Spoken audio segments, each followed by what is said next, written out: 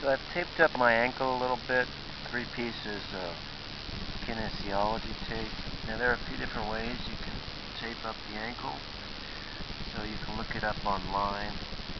And what I've been having is pain right over here from the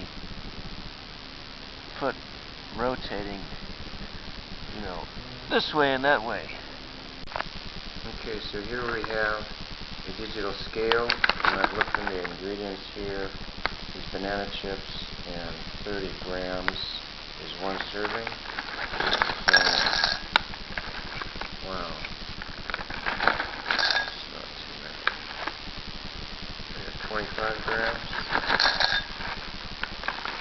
I got 35. Okay, so that's about 1 serving there. I'm going to take this on our trail run today. So here we got a little Ziploc bag for the banana chips, and we got 2 Justin's hazelnut chocolate butters. Those have quite a few calories, 180 calories each, so we got 180 plus the banana chips, which is 160, so we got good trail calories for a trail run. I'm going to bring a little bit of salt as well. Putting them in a little Ziploc bag so they don't get wet. So we're trying out some gear here. We've got the Ultimate Direction handheld. They're both about 12 ounces here and here. 2 different kinds. One has this little carry pouch, the other doesn't. And I've got this waist belt. It's called the Stereo Groove Belt. And in there I've got my snacks in the front, and then there's a waterproof pouch here. I've got my phone and keys in there. And the phone I have in a plastic bag just to keep sweat out of it, just in case.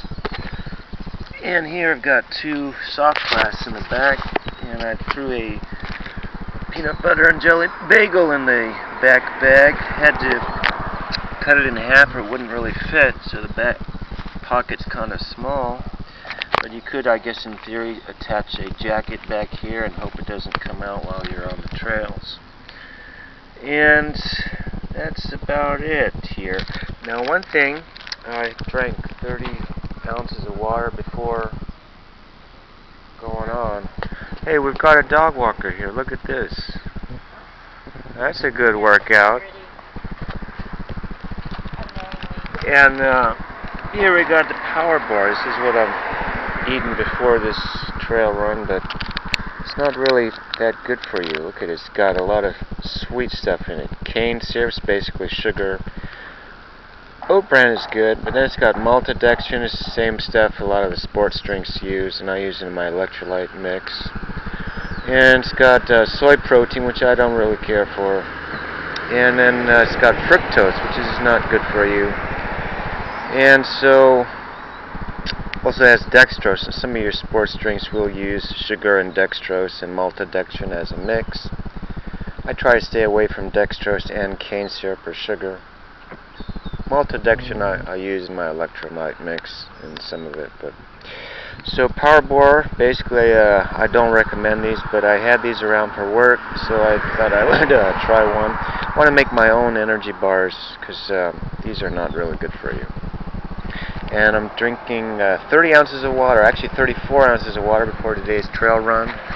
We're going to go over here on the Mount Wilson Trail. This is where it starts. And I kind of like that house over there. I think I want to buy it. And every morning I could just go up on the trails, and that'd be pretty neat. So, going on the trails, nice easy run today. I'm trying some road shoes, so another gear here. I've not really decided on trail shoes to try yet. I still have the Olympus 2s. They've been sitting in a box for a year. They're new, but the sidewalls tear real easy.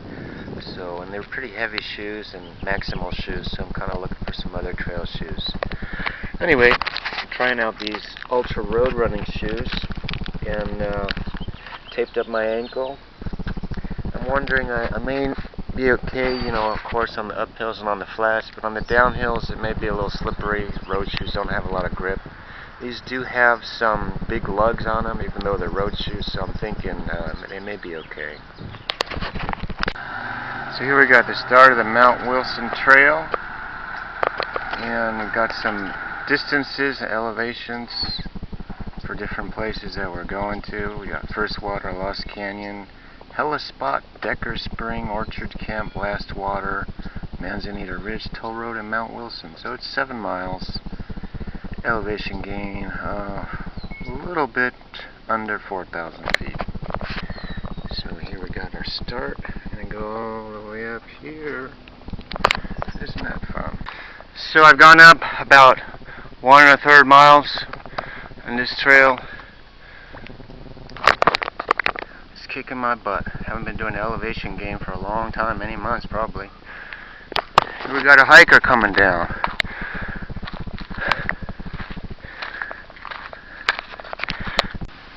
So here we got First Water. If you go down this little trail, you get to First Water. You got some hikers and a nice, cute dog.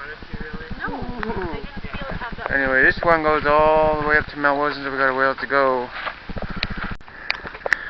So I'm about at 2,300 feet, according to the Garmin. It's changed display there. Probably a drop of sweat changed it, but anyway. So maybe about a quarter of the way in terms of elevation gain, and taking a lot of walking breaks because this climb is kicking my butt. And you know, the lesson to learn here is that if you're going to be doing ultra marathons, you want to get into climbing. So this is what road running can do to you. It makes it so that you can't go up the hills. But yeah, sure, then you'll be faster on the flats, I guess, but you got to figure out what kind of elevation gain your race is going to have, and then try and plan your trail runs to get in a good amount of that elevation gain per week. Depending on the distance of your race, anywhere from 20 to 30% of the elevation gain per week of your race to maybe up to 50% of the elevation gain of your race for the shorter races like 50Ks. And, you know,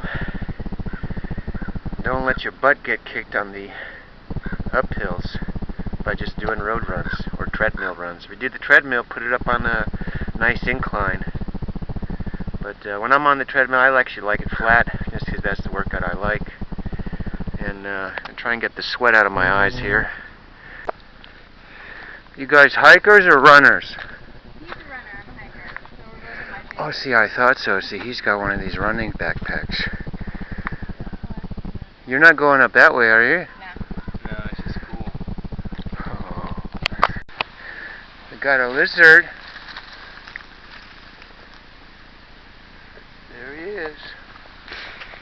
So, we saw one ultra running chick on the way up, but she didn't want to be on camera. Gun shy. Anyway, we're still going up. A lot of up and up and up here, and it's pretty tiring.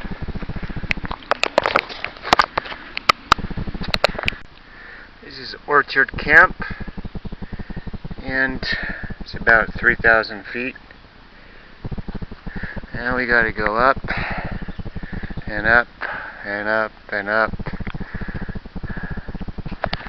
We gotta climb up to about 5,600 feet. Look, what do I see up here? 3,000 feet. People plant this in their backyard. It's a pretty purple flower. It's kind of like a weed, though. It grows and overtakes the ground. It's ground cover. So we got Dead Man's Bench and a hiker. Where's your friend? Oh, look it. She went on the no man's land. Looks like they blocked off some trails here.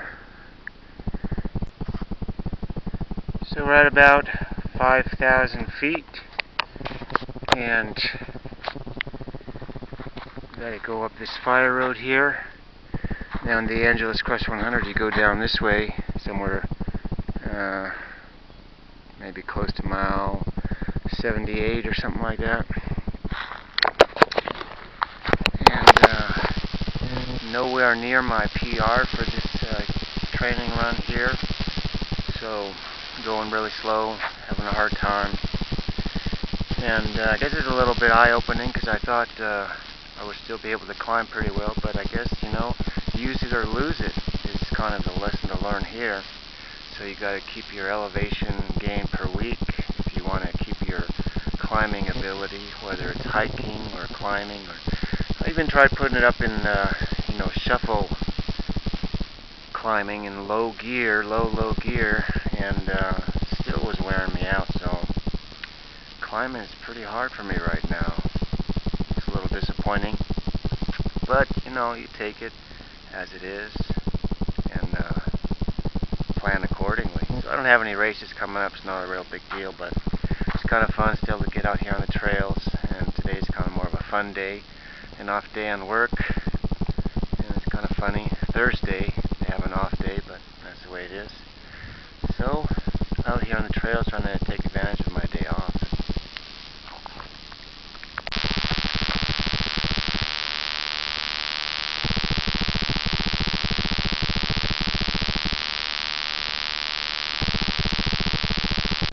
Got some fire damage up here. The last little leg up to the peak, the radio towers. It's too bad. Oh well. How far are you going? Back now. How long did it take you to get up? What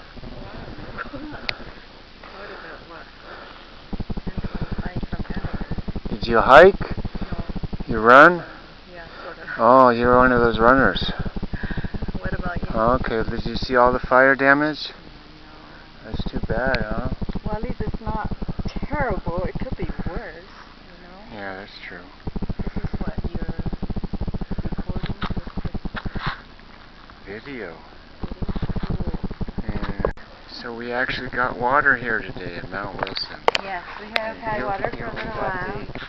the expert painter is going to paint the whole place. No, they can't see it. I won't be.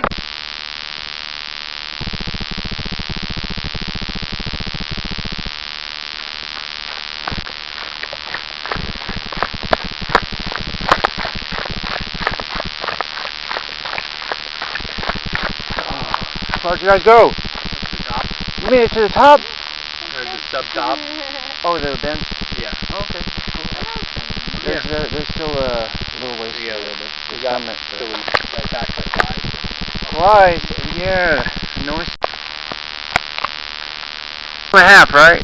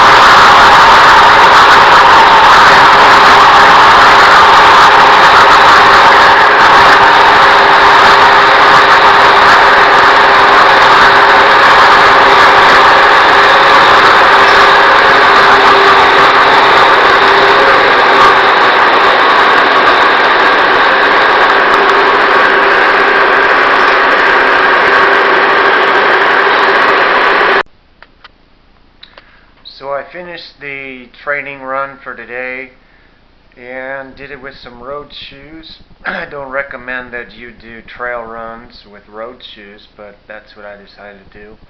If you're an experienced ultra runner, then you should be able to go on trails with road shoes. But you do need traction. Some road shoes don't give you very much traction, so you're going to have to go a lot slower on the downhills and maybe even put on the brakes a lot of the time. Maybe even walk some sections. But anyway, I knew these trails pretty well. I used to do this training run before, so it was okay for me. But definitely trail shoes would have been a lot better. Get a lot better traction. Now, I didn't really feel the rocks, so there was enough cushioning on the road shoes that I had that I didn't have to worry about that too much. My ankle was a little sore in the beginning. Didn't notice it too much after that, and hopefully it's not too much sore post-run. Now, I was a bit slower, so I was kind of disappointed. There's about 4,000 feet of elevation gain, and so if you're running on the road, you're going to need to do some elevation gain training too, so you can't just ignore that, and then you can just go ahead and go on a hill and climb up. So, something to keep in mind. And on the downhill, it's probably about a half hour slower too, because I was going slow. There's not as much grip with the road shoes, not as much traction. And putting on the brakes a lot of the time, that puts a lot of stress on the knees and on your quads.